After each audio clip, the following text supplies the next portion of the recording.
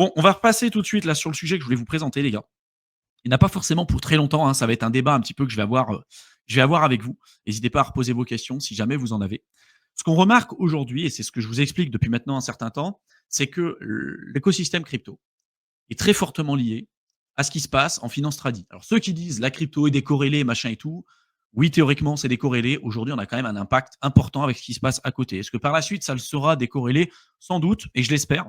Mais pour l'instant, sur le long terme, en tout cas, on n'est pas si décorrélé que ça. Vous verrez qu'à chaque fois que le Bitcoin ou que la crypto performe bien, les actions performent bien, et dès que la crypto va pas bien, les actions ne performent pas bien. Et vice-versa, hein, d'accord? C'est exactement la même chose.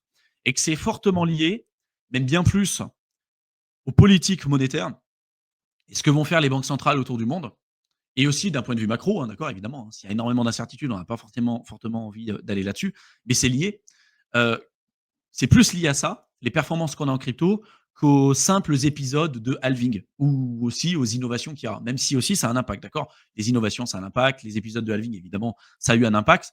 Mais c'est pas que ça. Et en fait, derrière le modèle de 4 ans, euh, si on regarde, je vais essayer de zoomer un tout petit peu ici pour que vous puissiez y voir. En fait, on a les élections aussi, hein, qui ont un impact important à chaque fois sur le cours des cryptos, parce qu'à chaque cycle et à chaque nouvelle élection, qu'est-ce qui se passe?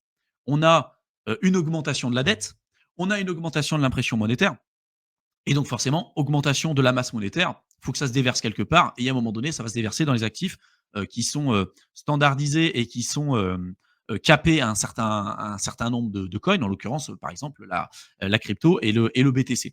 Donc, à chaque en fait élection présidentielle aux États-Unis, on a une augmentation de la masse monétaire. Parce qu'ils n'ont pas le choix. Ils ont une dette irremboursable. En Europe, c'est pareil. En Chine, c'est pareil. Enfin bref, je ne vous refais pas de laïus, on le voit. Et donc, on a une augmentation de la masse monétaire et à un moment donné, les actifs risqués, du coup, en profitent. On a les halvings aussi qui jouent un impact important à l'intérieur. Et du coup, pourquoi on parle des cycles de 4 ans? Tout simplement parce que, en général, pour le cas du BTC, on a une période de 1 an de bear market, on a une période à peu près un an et demi d'accumulation, et après un an et demi pour une période euphorique et catalyseur haussier. Et historiquement parlant, c'est ce qu'on a observé. Historiquement parlant, c'est vraiment ce qu'on a observé. Regardez, hop, si je dézoome un petit peu, c'est ce qu'on voit. On a une période de capitulation et d'accumulation, ensuite une période un petit peu de croissance, une période euphorique et une période de bear market, etc., etc. Et à chaque fois, ça a été le cas. Et là, ce qu'on est en train de vivre en fait en ce moment, il semblerait que ça serait la période en fait plutôt de growth et pas forcément d'euphorie. Parce que l'euphorie, il y a eu des moments où on était un peu plus, euh, on ressentait une certaine, ouais, un certain sentiment, j'ai pas envie de dire d'euphorie, mais les gens étaient quand même très joyeux, très contents par rapport à ce qui se passait parce que ça augmentait. Mais on est quand même très loin des augmentations et surtout la partie alt season qu'on avait eu. D'ailleurs, les performances, regardez, hein, d'accord, hein. Là, c'était 2300%, 260%. Là, on en est à 97. Alors, ça peut rentrer dans la théorie de la partie baisse des rendements au fur et à mesure du temps. Mais globalement, on voit qu'on a, historiquement parlant, suivi ces cycles. Il y en a beaucoup qui se sont dit, en fait, ces cycles-là, en fait, c'est lié par rapport au halving. C'est-à-dire qu'au halving, on diminue l'offre et l'offre en circulation par deux. Donc évidemment, si la demande reste identique et que l'offre est divisée par deux, et à un moment donné, on reprend une tendance haussière. Sauf que quand on commence à regarder d'autres chiffres, comme par exemple l'impression monétaire et l'augmentation de la M2 supply, qui certes est très critiquable, d'accord, je ne suis pas en train de vous dire que c'est le meilleur indicateur de tous les temps. On en a beaucoup parlé sur cette chaîne YouTube. Ça reste un indicateur parmi tant d'autres. Et évidemment, celui-là aussi, il est critiquable. Mais néanmoins, force est de constater que ça a eu un impact et que très souvent, quand on est dans des restrictions monétaires d'un point de vue global, en fait, globalement, la partie Bitcoin et crypto se porte pas très bien et on est dans des périodes de bear, d'accord. Et à l'inverse, quand on a une croissance et une évolution de la M2, le Bitcoin et la crypto en profitent. Est-ce que ça veut dire que le Bitcoin et la crypto ne peuvent pas en profiter, y compris quand on est dans des périodes où la M2 supply n'augmente pas fortement? C'est pas vrai non plus. C'est-à-dire qu'on remarque quand même que là, par exemple, on a eu une très faible augmentation de la M2 en fait sur ce cycle, pour l'instant par rapport à ce qu'on a connu par le passé, et pour autant le Bitcoin a augmenté. Le Bitcoin n'est pas les alts, d'accord? Parce qu'en fait, les ponts et les infrastructures avaient été créés, notamment via la partie ETF, et vu que Ces ponts-là étaient plutôt redirigés sur les plus grosses, en l'occurrence là, Bitcoin et Ether, et que Bitcoin, c'est considéré comme l'actif le moins risqué dans la partie crypto, et cetera. Celui qui a récupéré le maximum de liquidités, parce qu'il y en avait très peu de disponibles, bah, ça a été lui qui en a profité. D'accord? Donc on peut aussi se poser la question. Et moi, l'interrogation que j'ai en fait et le débat que j'aimerais avoir avec vous, c'est de se dire, on sait très bien qu'aujourd'hui les actifs, traditionnels et tout, et globalement les pays dans le monde sont broke, ont pas une thune, ont une dette qui sont irremboursables. Ils peuvent pas non plus se permettre de faire défaut sur leurs dettes et donc ils sont un peu piégés et ils sont obligés d'imprimer de l'argent. Et vu qu'on se rend compte quand même que globalement, quand il y a une augmentation de la M2 et qu'à chaque fois, il y a des shifts aussi. Là, on est dans des périodes d'incertitude parce que on se dit: «Tiens, est-ce que ça va réaugmenter?» Il y a des conflits d'un point de vue macro et cetera et donc il y a des interrogations et des incertitudes. Si demain, on repart dans un mouvement où au final, on est beaucoup plus propice aux actifs risqués, c'est-à-dire impression monétaire, des taux bas et cetera et de nouveau des nouvelles liquidités, est-ce que c'est pas ça, au final, qui va driver l'évolution du prix plutôt que ces fameux cycles de 4 ans? Parce que si on regarde historiquement parlant, je vais vous mettre là la partie, Ether BTC, hop, en monthly, Ether BTC et je vais vous remettre ce graphique-là. On se rend compte que à chaque fois qu'on avait atteint les points bas sur la partie alt Bitcoin ou en l'occurrence Ether BTC et qu'on est parti en fameuse alt season, c'est quand on avait atteint la fin de la partie quantitative tightening. D'accord? Là, c'est la fin du quantitative tightening et là, du coup, à partir de ce moment-là, on a atteint un bottom sur la partie alt et Bitcoin ou Ether Bitcoin. Et ensuite, on est parti en bull run parce qu'on a eu une impression d'argent à ce moment-là. Et très souvent, ça rentrait dans ces cycles de 4 ans avec les halvings et tout, parce que ça se faisait tôt dans le cycle. Regardez par exemple le cycle d'avant, août 2019. Dès août 2019, en fait, on a eu toute la période de 2018, 2017, 2018, où là, il y avait le fameux bull run, d'accord, avec l'Ether, qui est passé de quelques centimes à 1400 balles. Ensuite, on a eu le bear market, où là, l'Ether a subi et le marché crypto a subi les restrictions monétaires. D'accord, le quantitative tightening, en fait, s'est fait subir sur une période de 1 an. Ça a été très court. Pendant 1 an, on a eu le quantitative tightening. Et ensuite, on a arrêté le quantitative tightening en juillet 2019. Donc, dans des périodes, en fait, équivalent d'accumulation. Hein, donc dans des périodes comme ça, où en fait, on était censé accumuler. Et ensuite, impression monétaire, halving, et hop, alt season. Sauf qu'aujourd'hui, ce qu'on a, c'est pas du tout la même chose. C'est-à-dire que depuis le début de ce cycle, on est en restriction monétaire, on le voit. Hein. Regardez, depuis mars 2022, on a atteint un pic, et là, on est toujours en restriction. On n'a toujours pas mis fin au quantitative tightening.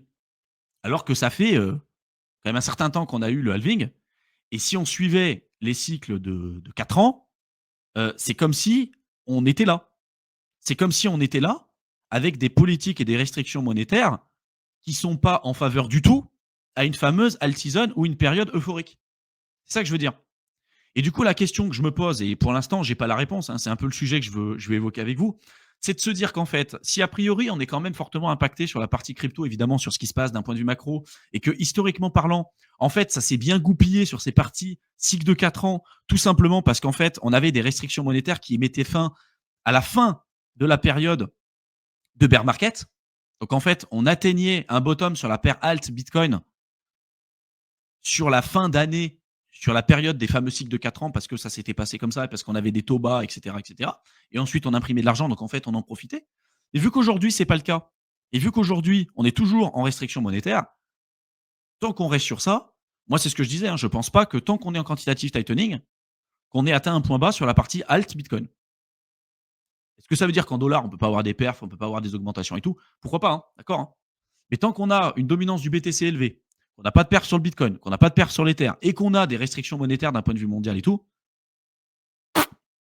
pour moi, on ne peut pas s'attendre à avoir un truc qui sera extraordinaire. Et du coup, si on part de ce principe-là, si on se dit, OK, là, on a eu en fait des fins de restrictions relativement tôt dans le cycle et en fait, c'était quand même clairement bien timé par rapport à ce qu'il y avait à côté. Alors, c'était pas timé pour la crypto, hein, mais c'était bien timé aussi par rapport à ce qui se passait d'un point de vue finance traditionnelle, etc. Et la crypto, on a très très bien profité. Je me pose la question et je me dis, imaginez, on entrevoit un scénario ensemble où normalement, là, aujourd'hui, ce que les gens se disent, c'est: «Tiens, j'investis en crypto, on est encore sur des cycles de 4 ans. Là, il y a eu le bear market sur 2022 avec la chute de FTX, Luna, machin et tout. La période d'accumulation sur 2023. 2024, on a eu une augmentation avec les lancements des ETF et des machins. 2025, normalement, on est censé être sur la période euphorique et pour l'instant, c'est pas le cas parce qu'on est toujours sur des politiques monétaires pourries». D'accord? Et là, les gens se disent: «En fait, là, on est censé être sur la alt season».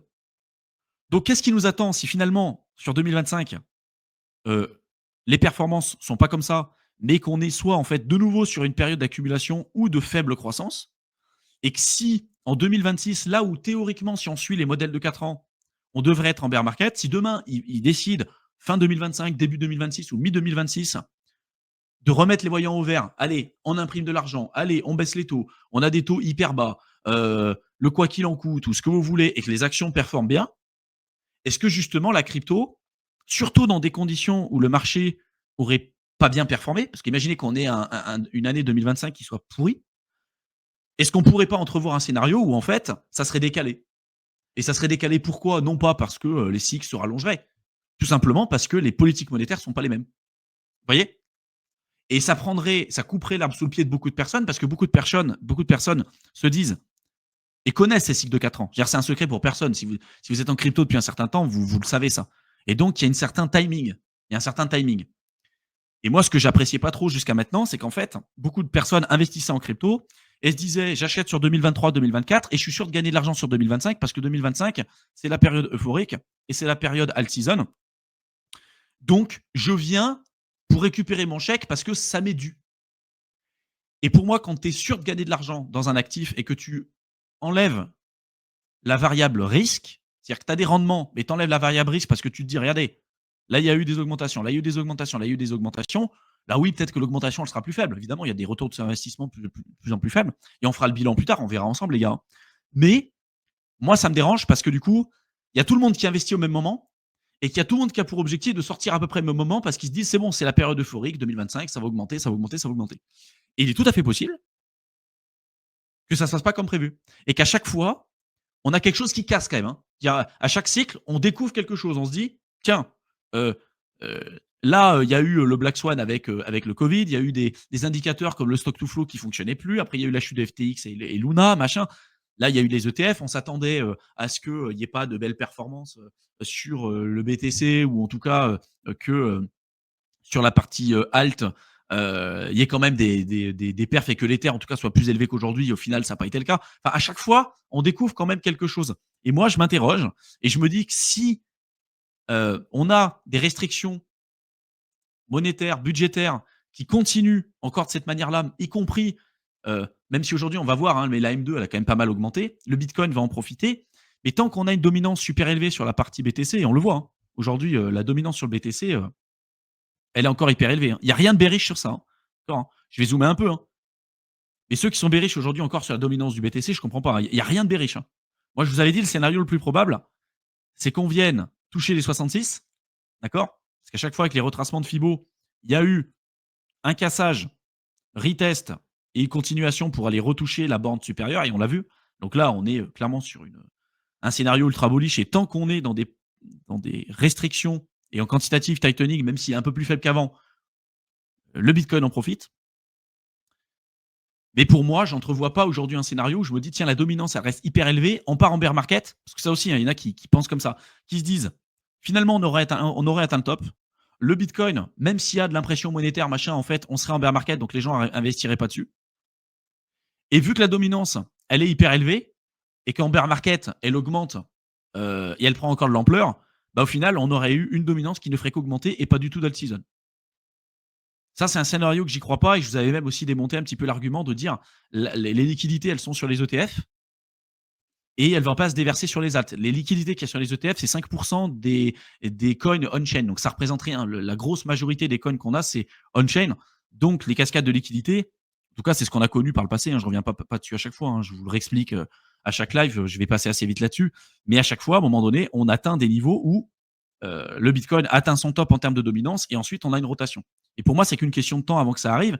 Mais après, voilà, on sait que c'est fortement impacté par rapport au cycle de liquidité. Et quand est-ce que ça va arriver? Et là, on se rapproche dangereusement de la période où normalement on est censé avoir une alt season et des machins? Est-ce que ça va être une période de fin d'année? Parce qu'il y a plusieurs manières de voir les choses. Est-ce que typiquement si, fin juin, ils arrêtent le quantitative tightening, on repart à la hausse, il y a une correction un petit peu et que c'est la fin de l'année où en fait on est sur une période euphorique, c'est-à-dire qu'il y a un décalage et qu'après on a la période euphorique et on repart en bear market sur, je sais pas, mi 2026, fin Q1, début Q2 2026, on repart en bear. Ou alors on considère que 2025 c'est une période d'accumulation ou pas de belle perf parce que les politiques monétaires et de taux sont pas dingues et qu'ensuite on repart à la hausse sur 2026. Ou alors, on considère aussi, et ça c'est le scénario le plus pourri, hein, qu'on n'a peut-être pas non plus envie de voir, de se dire on a déjà un time top. Le top c'était au mois de mars, on a eu un top plus tôt avec les ETF, et que là en fait on est sur un dead cat bounce, d'accord, sur le Bitcoin. On serait sur un dead cat bounce, voilà. Et puis là on va aller chercher des points bas. Moi, aujourd'hui, je pense que c'est trop tôt pour le dire. Je suis toujours optimiste sur le marché crypto, ça ne change pas ma vision. Je pense qu'il y a encore des belles perfs et je continue encore d'accumuler dans des périodes comme ça. D'accord, je suis transparent là-dessus. Mais c'est des questionnements à avoir et on le découvrira ensemble, hein, d'accord, hein. Mais pourquoi je vous dis ça? Parce que justement, hop, si je dézoome un tout petit peu, un souci là sur mon truc, voilà. C'est un graphique que je vous avais déjà présenté qui vous montre que, tac, là en rouge, donc vous avez le quantitative tightening, en bleu le quantitative easing.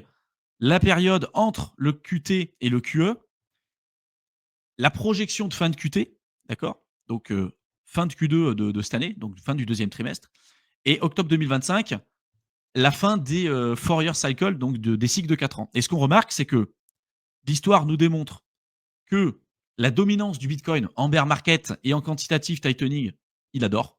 Parce qu'on est en quantitative tightening depuis le début et on voit que la dominance du BTC, elle n'arrête pas d'augmenter, d'accord? On remarque que les bitcoins et les alts n'aiment pas les zones entre le QT et le QE, ce qui est un peu le cas en fait dans des périodes de bear, hein, ou d'accumulation. En fait, ça correspond à ces périodes-là de remonter un petit peu sur le Bitcoin, c'est-à-dire qu'on n'est plus vraiment en bear, on reprend une tendance haussière, mais c'est le BTC qui reprend de l'ampleur, d'accord. Et donc, ça, on s'en rend compte sur la partie alt globalement, c'est pas favorable et en général les alts vont sous-performer.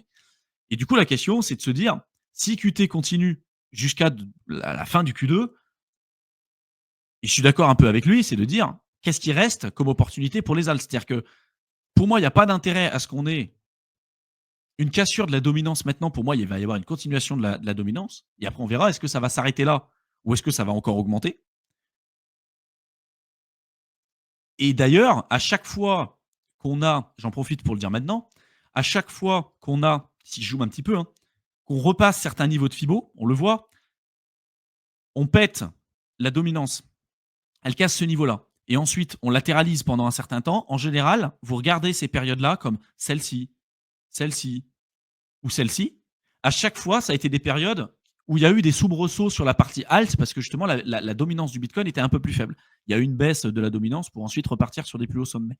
Donc moi, ce que je m'attends, et on verra en fonction des restrictions et des politiques monétaires, mais d'avoir une augmentation jusque-là, d'avoir pourquoi pas un breakout, une consolidation, puis on verra, hein, soit ça a topé, soit on va consolider pour repartir encore à la hausse, hein, c'est tout à fait possible, surtout dans des politiques de restrictions monétaires comme celles qu'on a aujourd'hui.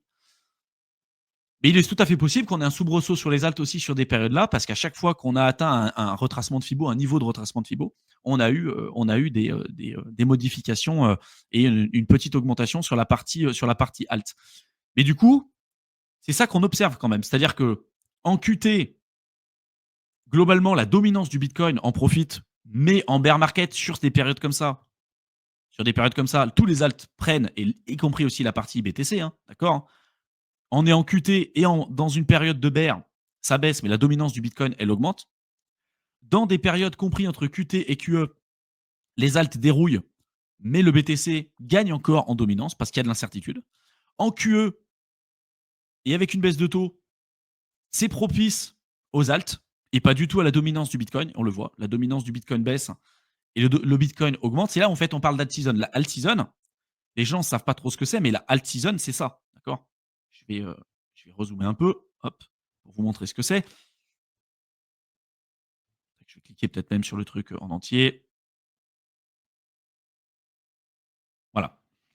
La dominance, quand ce qu'on appelle alt season, c'est quand on a une augmentation du Bitcoin, de son prix en BTC, et que la dominance, soit elle est flat, soit elle baisse. Elle est flat et que son prix augmente, ça veut dire qu'il y a une partie des BTC qui est évidemment achetée, il y a plus d'acheteurs que vendeurs, mais il y en a aussi une partie qui est utilisée pour faire une rotation sur la partie alt. Et pareil ici, c'est-à-dire qu'on a une baisse de la dominance avec le prix du Bitcoin qui augmente. Donc là, on a clairement un signe en se disant, OK, la liquidité, elle va sur les alts. Et c'est que dans ces moments-là, en fait, où globalement, les alts, ils pump, d'accord. Soit le Bitcoin augmente ou fait pas grand-chose avec une dominance, soit qui baisse, soit qui fait pas grand-chose. Mais quand on est sur un truc où le Bitcoin augmente, enfin la dominance du Bitcoin augmente, où le Bitcoin fait rien ou baisse, c'est dump ou gros, enfin soit un gros dump, soit ça baisse. Mais sur les alts, c'est pas positif. Et c'est ce qu'on voit aujourd'hui. D'accord. C'est ça qui est hyper important. Et du coup, la question et le raisonnement que je voulais voir avec vous, c'est de se dire, OK, a priori, on sait que le QT, ça se termine, c'est censé se terminer sur juin. Donc, a priori, avoir une augmentation sur la fin d'année, ou d'avoir peut-être un écosystème qui soit plus favorable, ou d'avoir un bottom sur la partie alt Bitcoin, c'est probable, comme ce qu'on a connu par le passé. Hein, je vous l'ai montré ici, d'accord. Hop. Comme ce qu'on a connu. Donc, si on l'a sur juin, bah, peut-être qu'on atteindrait un bottom. Mais d'ici là, sur la partie alt BTC, difficile de se dire qu'on aurait atteint un bottom. Et si jamais on atteint un bottom sur le mois de juin, ça veut dire que si on reste sur les cycles de 4 ans, il reste théoriquement 6 mois. Et est-ce que ça, justement, c'est pas quelque chose qui est attendu? 6 mois d'augmentation. Et vu que le marché essaye de faire des choses, toujours avec pour objectif de rincer un maximum de gens, il y a d'autres visions ou d'autres manières de voir les choses, de se dire peut-être, et je sais pas, hein, vous me direz ce que vous en pensez, les gars, hein, je prendrai vos commentaires après, hein, mais de se dire, il y a des baisses, on atteindrait un bottom là, et au final, on continuerait théoriquement les fameux cycles de 4 ans, avec le bottom ici, impression monétaire et une alt season qui pourrait être sur 2026-2027. Et après, gros bear market. Peut-être un bear market de 2 ans, 3 ans, voilà. C'est possible. Tout est possible. Ou alors, le scénario le plus pourri, c'est de se dire, en fait, bah, on s'est fait couper l'herbe sous le pied avec ce cycle parce que les politiques monétaires étaient pourries. Du coup, c'était un Bitcoin only cycle. Et que là, on part en bear parce qu'il n'y a pas, y a pas de QE, quoi. Il n'y a pas de QE pour l'instant qui est prévu, quoi. Et si on reste sur des cycles de 4 ans et que le QE arrive sur 2026 et qu'on part théoriquement en bear, est-ce que ça aura un impact positif? Voilà. Moi, ce que je pense, c'est que dans tous les cas, il n'y a pas eu un cycle dans l'histoire où il n'y a pas eu de rotation. Il n'y a pas eu de rotation sur la partie BTC, dominance, machin. Il y a eu un moment donné où il y a eu des rotations. Alors, c'est pas prévu pour tout de suite parce qu'on est toujours sur une période de QT. Et quand il y a eu une fin de QT, peut-être que c'est à ce moment-là où on aurait atteint un top sur la partie BTC, enfin sur la dominance du BTC, et le bottom sur la partie alt. Et c'est peut-être à partir de ce moment-là où justement, hop, ça va commencer à faire la cascade, et là ça va augmenter, et peut-être que c'est à ce moment-là où il y aura un truc qui se pètera dans l'économie, où la Fed dira, bah, ah bah ça on l'avait pas prévu, baisse de taux, impression monétaire, et là c'est sous stéroïde. D'accord. Donc on verra. Si je continue sur la partie que je voulais vous présenter ici, parce que là c'était la réflexion ou le questionnement qu'on va avoir ensemble. Si on regarde quelques autres indices aussi que je voulais vous présenter, je vous avais montré certains graphiques que j'ai trouvé pertinents, comme par exemple celui-ci. Très peu le montrent ce graphique, mais pour autant je le trouve vraiment super. C'est le BTC par rapport au VIX. Alors le VIX, c'est un indice de volatilité. Ça représente la volatilité, d'accord, au fur et à mesure du temps. Et en général, plus on a le VIX qui explose à la hausse, plus ça veut dire qu'on est dans des périodes de peur, d'anxiété. Et c'est pour ça aussi que, en répondant aux commentaires de je sais plus qui là dans la section commentaires, qui disait qu'on peut pas mesurer le sentiment de marché. Si le VIX, c'est ça, hein, d'accord. Quand on est sur des niveaux importants, là par exemple mars 2020, Covid, d'accord, le VIX était super élevé. Là ici, octobre 2008, crise des subprimes. D'accord. Et en fait, à chaque fois qu'on a atteint un pic sur le VIX, on est sur des moments et des périodes d'incertitude et de crainte et de peur qui sont super élevés. C'est ça que ça veut dire. Le VIX, c'est le sentiment de marché et la volatilité importante est souvent par rapport à une news, quelque chose qui fait peur. Et il y a un graphique que vous pouvez sortir, que personne ne vous présente, mais nous sur TI, vous savez, on va vous le présenter quand même, qui est vraiment super et qui vous montre quand même une certaine tendance. Alors, c'est le Bitcoin par rapport au VIX. D'accord. C'est pas par rapport au dollar, c'est pas par rapport à l'euro, c'est pas par rapport à tout ça, c'est par rapport au VIX. Et il y a une tendance quand même qui est quand même monumentale, qui vous donne à chaque fois le seuil de support au moment où il y a un black swan ou quelque chose qui fait peur. Ça peut être, je sais pas, le ban des mineurs en Chine, ça peut être le covid, ça peut être là en ce moment les tarifs de Trump et regardez les mèches qu'il y a. À chaque fois que vous avez le seuil, cet indicateur-là qui vient toucher ce niveau-là, à chaque fois, ça a été un retournement. D'accord?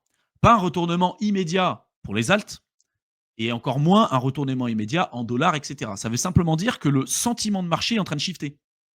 Ça veut dire qu'en fait, quand on atteint ces niveaux-là, ça veut dire que les gens ont ultra peur. Ultra peur. C'est en mode, c'est pas possible, j'achète pas la crypto, c'est la merde, c'est mort, c'est mort, c'est mort, c'est mort. Et on voit à chaque fois que la crypto, évidemment, est pas mort. Évidemment, on continue la tendance, évidemment, on continue d'évoluer.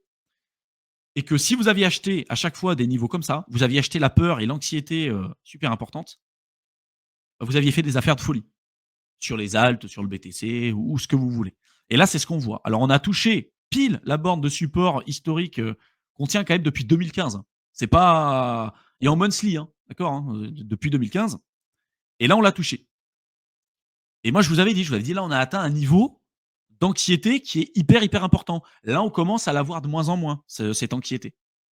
Pourquoi? Parce qu'à un moment donné, on s'est rendu compte que quand Trump a dit, a fait un tweet en disant 90 jours, on arrête les douanes, enfin les frais, les machins, et puis du coup, on fait un holà, on dresse le drapeau blanc pour une période de 90 jours. Tout de suite, on a eu une augmentation sur le marché action. Vous imaginez quand même que le tweet d'un mec dans le monde a l'impact de faire varier le marché. On n'est pas sur des gros problèmes structurels comme ce qu'on peut avoir, ou structuraux comme on a pouvait avoir sur le Covid, en fait. D'accord? Là, on est quand même sur un truc où le mec, il crée volontairement une guerre commerciale. Ah bah tiens, tu me mets 130 de frais de douane, moi je te mets 243, et puis etc. Puis on sait très bien que c'est de la merde, c'est de la négo, et à un moment donné, ça va se calmer. Ça va pas rester comme ça indéfiniment. Ça va se calmer. Et quand il y aura moins d'incertitude parce que les marchés détestent l'incertitude, quand on commencera à se dire, OK, bah, au final, je te mets pas 258, je te mets 20-30%, et que ça reste là-dessus, ça sera pricé, et on pourra repartir à la hausse. Il y a une volonté de faire paniquer un peu parce que c'était ce que je vous disais. Pour moi, le jeu de Trump, c'est de créer suffisamment d'incertitudes et machin et de casser peut-être quelque chose dans l'économie pour forcer la main à la Fed pour baisser les taux, pour pourquoi pas éliminer les restrictions monétaires et repartir sur du quantitative easing pour refinancer les obligations qu'ils ont à court terme, parce que de toute façon, ils ne peuvent pas les rembourser et ils ne peuvent pas les rembourser surtout à des prix actuels comme ça. Donc l'intérêt de faire baisser les marchés et les machins, c'est de forcer la main à la Fed pour baisser les taux et pour refinancer leurs obligations à des taux d'intérêt qui sont plus intéressants, voire égal à zéro, pour refinancer leurs dettes et repartir sur un cycle des nouvelles liquidités. D'où le questionnement que j'ai aujourd'hui sur ça, en fait. Hein. D'accord? C'est pour ça que je vous ai posé toutes ces questions-là. Et pourquoi je vous dis aussi qu'il faut regarder en fait ce qui se passe sur des actifs défensifs qui en général sont prennent de l'ampleur dans des périodes où en fait ça fait peur, comme l'or. Parce qu'en général, quand on a des augmentations comme ça et des super belles perfs sur des actifs comme ceux-ci, c'est pas en faveur des actifs risqués comme la crypto, etc., etc. Et vous pouvez même regarder un graphique, hein, le graphique BTC Gold, d'accord. Pareil en monthly, vraiment sur le long terme, vous avez une droite de tendance. Hein. Vous avez une droite de tendance. Sur le très long terme, le Bitcoin, évidemment, surperforme toutes les classes d'actifs. L'or, les actions, les obligations, ce que vous voulez, ça performe tout, ça surperforme tout. Et là, on arrive sur une zone de support, sur la partie or, BTC Gold, où là, on verra. Hein, mais en monthly, c'est quand même un signal très fort. Et c'est pour ça que je vous dis que peut-être qu'on aurait atteint un top sur l'or. Que ceux qui achètent là aujourd'hui, peut-être que la meilleure chose qu'ils puissent faire, s'ils ont fait du pognon sur l'or, c'est peut-être de faire une rotation sur la partie BTC. Parce que dans les prochaines années, on verra. Hein. Et peut-être que le BTC, et c'est sûrement ça, on voit depuis le début, le BTC surperforme l'or. Là, il a sous-performé pendant un certain temps, on voit. Regardez, depuis février 2025, janvier-février 2025, le BTC a sous-performé l'or. Et en fait, c'est en lien direct avec la dominance, avec tout ce qu'on vous dit. En fait, c'est lié. D'accord? Et là, on arrive sur un niveau de support où peut-être que le sentiment va shifter. Et on voit qu'il commence à shifter en termes de sentiment. On avait atteint un point bas ici. Là, on voit que la bougie a déjà été ravalée. On est peut-être en train de commencer à shifter. Là, pareil, ce graphique-là. Hop. Je vais me mettre en weekly, on verra peut-être un petit peu mieux. Tac. Alors, c'est peut-être pas celui-ci que je voulais vous montrer. C'est plutôt celui-là. Voilà. Celui-là, il est mieux. Je pourrais en parler de l'autre, mais celui-là, je le trouve plus pertinent. Cet indicateur, c'est un peu la même chose. C'est-à-dire qu'on va regarder la dominance du BTC, plus la dominance de l'USDT, plus la dominance de l'USDC. On pourrait rajouter le DAI, mais le DAI aujourd'hui par rapport à l'USDC et l'USDT, ça ne représente pas grand-chose. Quand on a une augmentation de la dominance du Bitcoin, de l'USDT et de l'USDC, on est d'accord qu'on est dans des périodes en fait où c'est pas propice aux alts. On en revient là. Hein. On est dans des périodes en fait QT, dominance du Bitcoin qui augmente. Enfin bref, c'est pas intéressant pour ceux qui sont pas full BTC quoi, globalement. Et on voit que par le passé, cette dominance-là et le top qu'on avait atteint là-dessus, ça s'est fait de manière hyper rapide. Pourquoi? Parce que regardez ici, septembre 2019, on avait atteint on a mis fin au quantitative tightening. Et la fin du quantitative tightening, ça a mis fin, ça a présenté le top sur cet indicateur. Et à partir de là, de septembre 2019 jusque-là, jusqu'en août 2020, on a eu une fameuse alt season, une mini alt season, d'accord? Une première alt season. Ensuite, Covid, mars 2020, Covid, machin, ça fait peur. Black Swan, on repart à la hausse. Avec une bougie qui repart sur les sommets qu'on avait eu avant. Mais avec une impression monétaire. Paf, on atteint un top.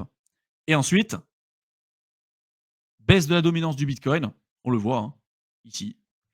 On le voit, tac. Baisse de la dominance du Bitcoin, alt season et tout ce qui s'ensuit. Et du coup, pourquoi je vous dis ça? Parce qu'en fait, regardez le temps qu'il nous a fallu. Et je vous le disais, hein, ces niveaux-là, c'est des niveaux que je surveillais. Je vous disais combien de temps il nous a fallu, en regardant ces dominances-là, pour en être là où on en est aujourd'hui. Une plombe. Une plombe. Parce que les politiques monétaires sont à chier en ce moment. D'accord? Il n'y a pas que ça, hein, d'accord, mais ça joue beaucoup. Et regardez, il nous a fallu 1428 jours pour atteindre la borne supérieure. Et là, on commence à être sur des niveaux où la probabilité, quand on aura atteint ces niveaux-là, l'équivalent de ces niveaux-là d'avant, où on aurait peut-être une probabilité importante et significative d'avoir un top sur la partie dominance et la partie stablecoin. Et ça peut shifter et c'est en lien avec peut-être la fin du QT sur juin. Donc peut-être que d'ici juin, on verra, hein, on va encore augmenter. Je ne pense pas que ce sera peut-être pas favorable immédiatement sur la partie Bitcoin et tout, enfin sur la partie alt et tout, on verra.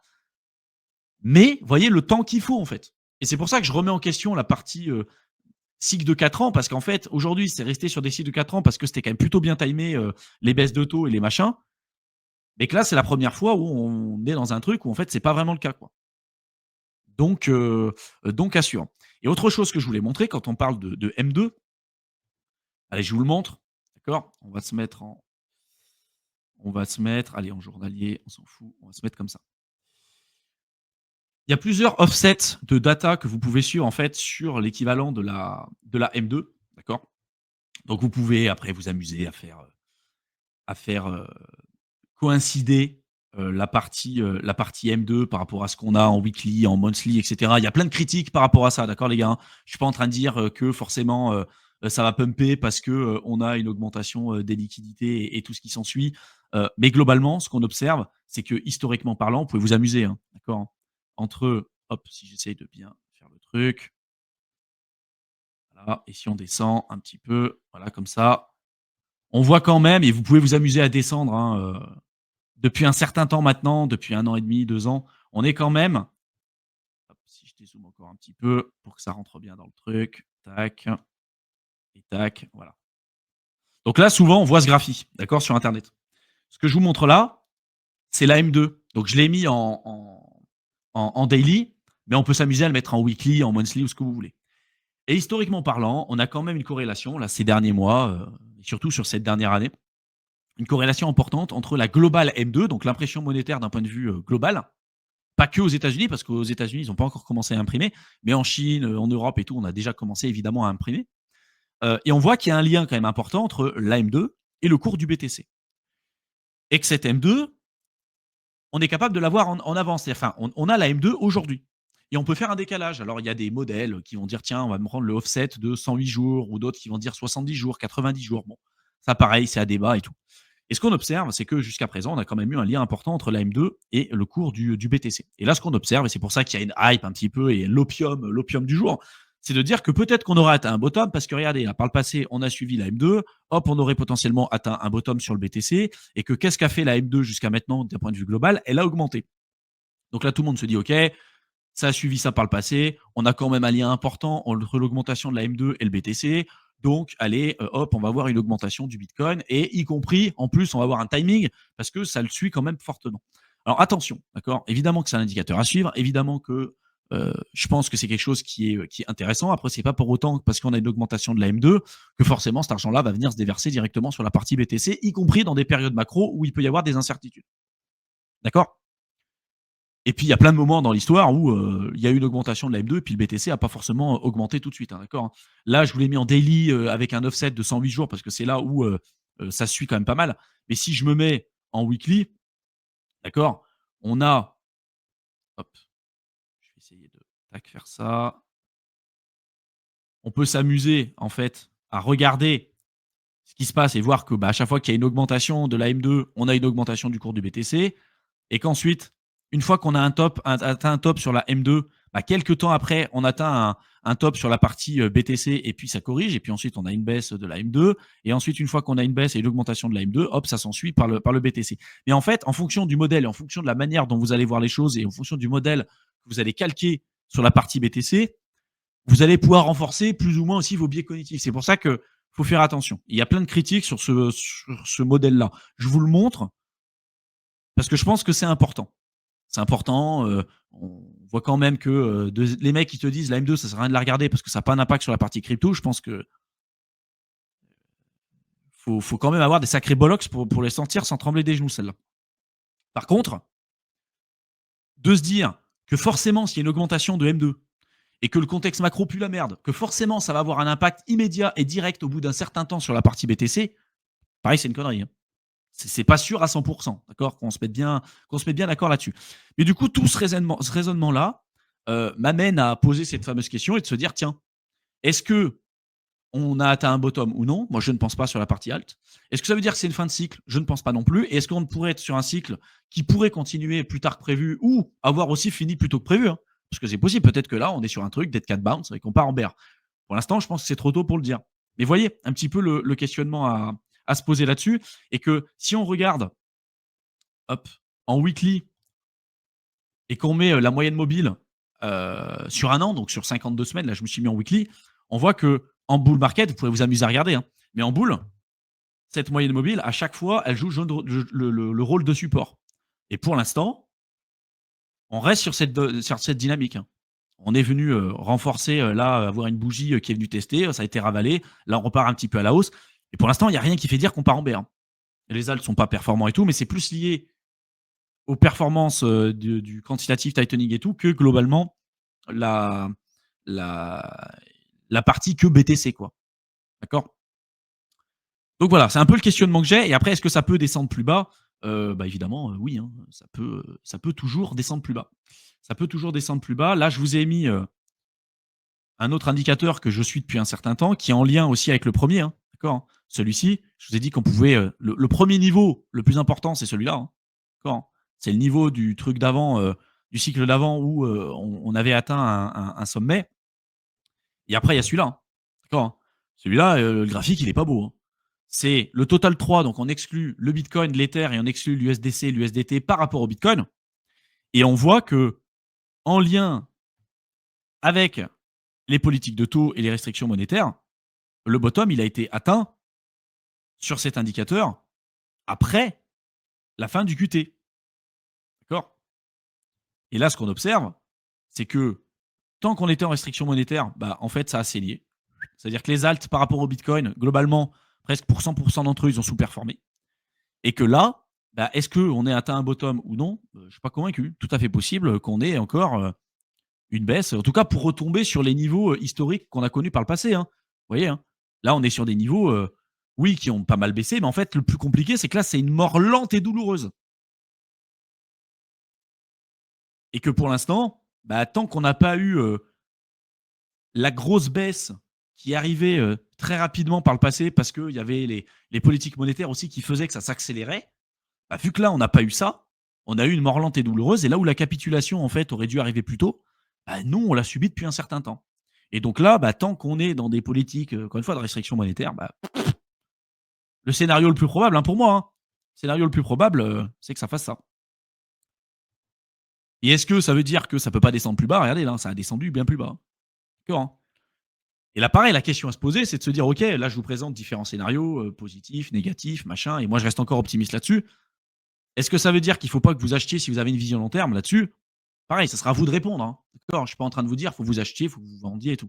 Si vous voulez suivre ce qu'on fait nous avec Mickaël à l'instant T et les raisonnements et tout, on va beaucoup plus loin que ce que je vous présente là, d'accord, hein, sur la partie accompagnement, hésitez pas à le rejoindre. D'accord? Hésitez pas à y jeter un coup d'œil, vous avez la vidéo et tout, on rentre plus loin, évidemment bien, bien plus dans le détail là-dessus. Et c'est les questionnements à avoir pour vous et de vous dire: «OK, là aujourd'hui, on est quand même sur des sentiments de marché qui sont bas. Si j'ai une vision long terme, même sur plusieurs cycles, a priori acheter aujourd'hui, je m'en voudrais peut-être pas, même si ça descend plus bas et si ça descend plus bas, je continue mon DCA, pourquoi pas?» Parce qu'il est aussi tout à fait possible qu'on ait atteint un point bas, même si ça descend un petit peu, bah, ce petit peu là, hein, comme le petit peu à la hausse en bull run, peut vous faire perdre l'intégralité de votre pognon. Les fameux 20-30% supplémentaires et à partir de là, je commence à prendre des profits et c'est peut-être ça qui va vous faire tout perdre. Ou les fameux 10-15% encore à la baisse, c'est peut-être ça qui va vous faire perdre l'intégralité de l'opportunité que vous avez là parce que l'opportunité, elle est là, hein. Si vous achetez là aujourd'hui, si on repart sur les mêmes niveaux historiques, sur la partie, alt Bitcoin, c'est hyper élevé, hein. C'est des performances, des surperformances qui sont hyper importantes, hein. Y compris ici, y compris là. Enfin voilà, il y a plein de niveaux qu'on vous avez montré. Et là aussi, hein, la partie alt par rapport à BTC, évidemment, regardez, il y a plusieurs niveaux à regarder, hein. Voilà, hein. Pour l'instant, la charte est pas belle, hein. On est d'accord, hein, la charte est pas belle, mais la tendance et la structure est toujours haussière. Le point bas, il est là. Donc ça veut dire que la partie alt, pour conserver ces niveaux-là, elle peut encore, vous voyez, hein, on peut encore perdre, hein. Et on peut encore perdre là, hein. Mais voilà, moi je suis plutôt sur ces scénarios-là. Mais il est tout à fait possible que ça ne soit pas le cas et que d'un point de vue macro, si tu as un mec, qui envoie un tweet et d'un coup ça repart à la hausse, le changement il peut se faire en un claquement de doigts. Donc c'est ça en fait, c'est le l'incertitude qu'on a aujourd'hui et de se dire: «Oui, ça peut descendre plus bas, mais est-ce que j'accepte mon risque?» Et est-ce qu'au final, de se dire: «J'accepte par exemple une volatilité de 20 à 30% sur mon portefeuille pour avoir potentiellement un profit de 300-400%, 300% potentiel à la hausse par rapport à du BTC, est-ce que ça vaut le coup?» C'est-à-dire une chute de 30%, un risque de 30% pour une hausse potentielle de 300. Est-ce que ça vaut le coup? Oui ou non? Et là, je parle sur une moyenne des alts, hein, surperformance par rapport à du BTC. C'est à vous de répondre. Mais beaucoup de gens, en fait, se disent: «J'achète pas parce que ça baisse, ça baisse, ça baisse, ça baisse» et quand on a atteint un bottom, ils se diront: «Ça va descendre plus bas, ça va descendre plus bas» et au final, on a atteint un bottom et quand ils décident de racheter, bah, on n'est même pas sur ces niveaux-là. On sera peut-être sur des niveaux ici ou là. Et les mecs, après, ils se retrouvent quelques années après en disant: «Putain, je suis dans le trou, le marché, il a pas augmenté aussi haut que je pensais» et tu te retrouves encore à être le bag holder au prochain bear market, quoi. Donc voilà. Voilà un petit peu ce que je voulais vous présenter, les gars. J'espère que je vous ai pas perdu.